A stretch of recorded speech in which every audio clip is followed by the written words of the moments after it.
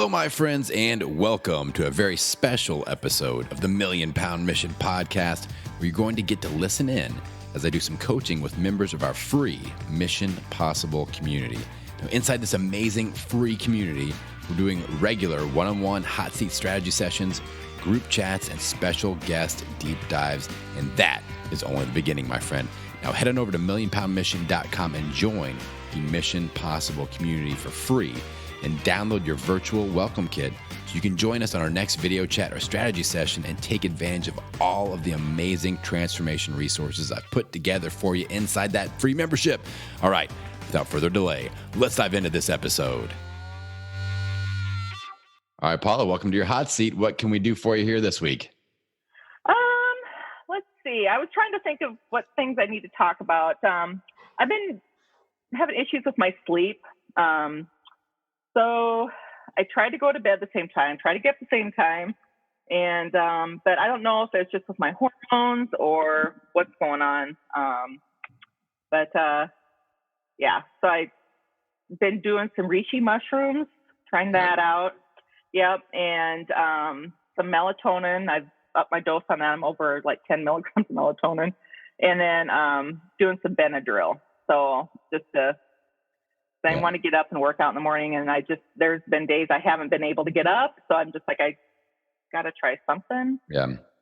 So do you feel like you're having trouble getting to sleep, or your sleep quality isn't good, or what? Are you waking up and not able to fall back asleep? What's the situation? Once, it's getting to sleep, and I rarely ever wake up in the middle of the night. It's just getting to sleep. Okay. So yeah. Yeah. So things we want to just variables that we can experiment with. Ideally, I'd love to have you phase out of like Benadryl, melatonin supplementation.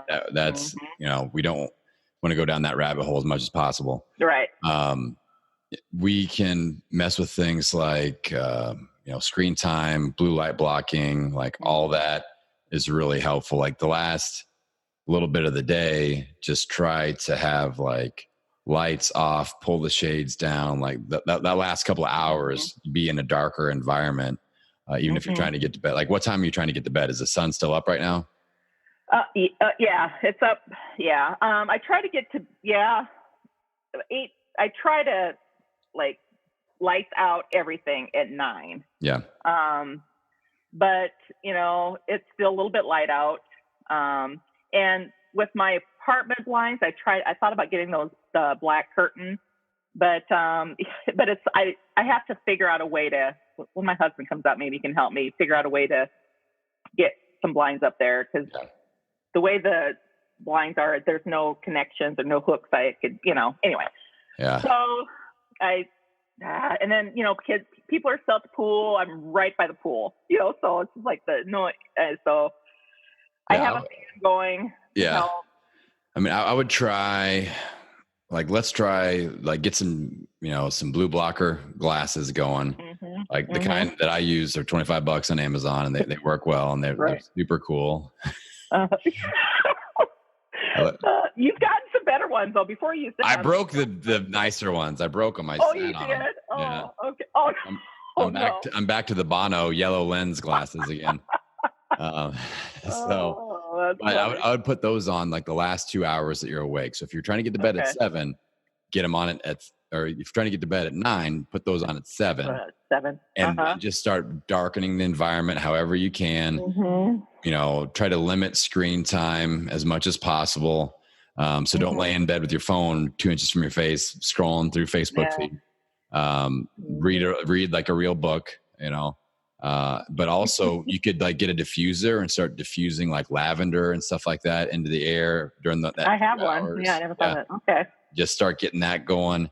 But I think just ramping down and not eating after 7 o'clock or whatever, letting your body just kind of go into digestion mode. And so things like the food, the light, the blue blocking, the smell, and just kind of go into a coast down. You can also do stretching, foam rolling. Those are ways to kind of get our parasympathetic nervous system ramped up towards rest time. So a little routine like that. You just don't want to be hard charging all day long. Then then eat, and then I'm going right to bed. That's not a way to really get to sleep effectively, because your mind's still going. Try to do a few things to let your mind kind of dump. Maybe like start journaling or something at 7 and just get all the mind dumping out. That would help, because my mind, I lay in bed and my mind just starts going and I just can't stop it. Yeah. And do some, like, you really, if you're one of those people, that's how I am, is like I get ideas going. I'm really fired up. Like I have a hard time going to bed on Tuesday evenings after I do my later coaching sessions and live cast, because I'm really cranking on that. So on other nights, I try to do mindless stuff that's more like, I might watch a little bit of TV, but it's just like, it's not a real like intense show. It's just like something like I'll watch like The Office or something like that. That's just funny. And I'm not really into like, this. Get in the background. Yeah. Yeah. Or like reading a book that maybe like a fiction book or something like that. Like read, Game of Thrones or something that's just like a story, and not trying to learn something, because that's going to turn your brain back on. If you're trying to learn something, then you're going to start thinking and getting ideas. And that's the opposite of what we want going to bed. And it doesn't have to be like from 7 p.m. to 9 p.m. I want you reading for 2 hours and something that you're not super interested in, like 10, 15 minutes. Right. Start to kind of just unwind the brain a little bit. So I think if we kind of get all that going at once, that might set the stage for getting to bed a little bit earlier. So how's that sound? That sounds good, because I'm always I'm more of the educational, like the art of the subtle art not giving up. His book is what I'm reading now, and so it's just like it kind of gets you thinking, and you're you're getting in your own mind, and I'm like So that's a good idea. Yeah, I would start your day with that type of book, or start with midday. Like that's good brain stimulation. Let's get you awake. But at the end of the day, we want relaxing, not something that's going to pop a bunch of ideas into your head. And I get home from work. That's another thing too. It varies, 5:30 to 6:30. So it's kind of a long day. So by the time I get home and eat and shower, it is like 7 o'clock. So I'm like, so you're just like, okay, now I'm home, got my stuff done. Now I'm like, so it doesn't give me much time. And so I just got to do it though, because sleep, as we all know, sleep's number one. So and and I can feel my cravings are starting to come back. So it's just I know it's sleep. And so I would say like good next steps are, let's just really work on the environment. All right, so like lavender diffuser, darkness as much as possible. Get you some blue blockers. Let's just eyeball that 7 p.m. to 9 p.m. ramp down zone, where we just start changing the environment a little bit. And then we make sure that we're not watching or reading anything super intense that's going to make us think. And I think we do that. That's simple. That's not going to take any extra time to do any of that. No. So let's work on that the next 28 days. I think that would be a good habit tracker habit to put in your workbook. Yes. I'm going to do that this next time. Yeah. The end of day routine. Did I do it or not? And just have it on that. And then just establish that 2-hour window of, getting the smells that we want, getting the light that we want, and the brain, the proper brain stimulation. And I think it'll help quite a bit. So I think that's we'll just keep it simple. And then if that starts to work, then we start to taper back. Like first thing I want you to get rid of is Benadryl. Get rid of that. I know. Then we start tapering back melatonin, because we don't want your body to become dependent on that external source of melatonin. A lot of people get messed up with that. So, I have. Yeah, and that could be part of the reason why you're having a hard time waking up. Also, is that all these artificial are in there. And then, I know.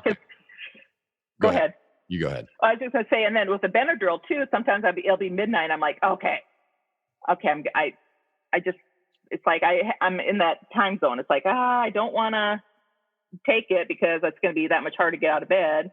But then I want to take it because I want to get to sleep. So it's just like, so I just end up taking the Benadryl, and I fall asleep in, half hour or so. And then I wake up groggy as hell. Yeah. That hangover feeling. I'm like, oh my gosh. Yeah. So it sucks. Yeah. So I definitely need to get away from sleeping that. I definitely do. So once we establish the go to bed routine, the next routine we establish is the wake up routine. And we kind of do the opposite. Okay. So we want light exposure. So if you can, Mm-hmm. the sun is up, get outside and get natural light in your eyeballs. That helps set our circadian rhythm. If not, do artificial. Like if you have like a brighter light or a ring light or something that like a one of those like makeup mirror lights or something like that, and just like brush your teeth with the light in your eyes. Move a little bit, drink some water. That's going to wake your body up. You just like stretch for 5 minutes or go for, ideal is sun is up, you go for like a 5-minute walk. Just get out, get moving and get out in the environment. And that'll help get everything going. But that also, like I said, that sets your circadian rhythm, which is important. So it's not necessarily, you may not feel like this, oh my God, I'm so awake now. I walk for 5 minutes. What it does, it tells your body, this is the time that we wake up. And we have the opposite happening between 7 p.m. and 9 p.m. We're telling our body, this is the time we go to bed. And then we start to get the rhythm going. And then we start to sleep better and feel better. And it's easier to wake up. It's easier to go to bed. So we want to bookend our circadian rhythm a little bit. Does that make sense? Yeah. Except when I get up, the sun isn't up. I thought about getting one of those clocks, that like gradually, light up. Yeah, those are like nice. the sunset.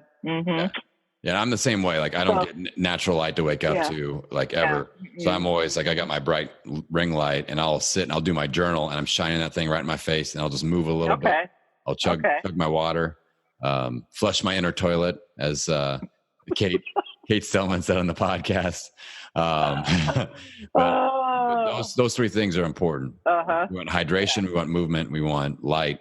That sets the circadian rhythm. It lets our body know time to wake up, and we're off and running. And then as early in the day as you can, like if you can get outside just for a few minutes when the natural sunlight hits, do that as well. And that'll help establish that. And that should help a lot. I mean, it's helped me quite a bit. And, and I like your idea of going to bed and getting up same time regardless. That's going to help as well. So those are all good things. Just started doing that a few weeks ago. So so just like, Good. No, I think that'll help. And then, like I always say, like when we are well rested, we feel like we're getting high quality sleep. Our willpower is stronger. We make better choices with everything. So that only helps. And our recovery is better. Our hormonal balance is better. Like it's everything. I know it's number one. So that's why, I know my cravings have gone up a little bit in the last couple of weeks. I know sleep is probably a part of it because I haven't really changed much. So and it may not even be like cravings necessarily. It might be your willpower for those cravings. Yes. So that's probably, you nailed it. Yeah. Probably, that's the issue. Well, cool. Well, anything else you want to focus on here before we check out? I don't think so. Are you excited to come to the events? You're coming to both. That's great. I am. I know. I got to get my ticket today for the one in October, but yes, I'm so pumped. We're going to have fun. So, it's going to be an awesome time at both. And we're going to head to Muscle Beach in California, and then you get to come down to the world headquarters here. It's going to be fun. I know. I'm pretty fun. I'm pumped. Cool. Cannot wait. I'm excited to add your energy to both events too. Well, thanks. Yeah. You'll have to be my person. You'll be like my ringer in the crowd. Like, all right, Paula, fire it up. No one's clapping. Paula. I will. I'll have this signal. Paula, turn on the waterworks. Get up here and do a testimonial. You'll have to have some kind of eye signal or some kind of hand signal or something. If I try to sell something, I'll have you come up and just start openly weeping. And the theory is if you cry, they buy. So that's. Oh yeah, that won't take much. I laugh and then I cry, all within the same 30 seconds. So I've trained her to cry on demand. Oh my God. Oh, I love it. A potent team.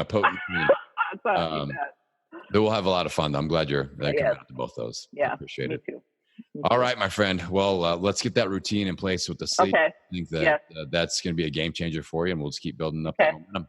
Thank you so much for listening to this week's episode. Now, don't forget to head on over to millionpoundmission.com to pick up your free Mission Possible Community Virtual Welcome Kit. Now, this free resource is going to show you how to get plugged into our community chats, our amazing Facebook group. It'll show you how to sign up for one-on-one hot seat sessions with me, the PhD, and we'll even show you how to start your own local meetup group for that extra support. Now, remember, my friend, this isn't just a podcast. This is a community. and you are an important part of it. So head on over to millionpoundmission.com today and get plugged in.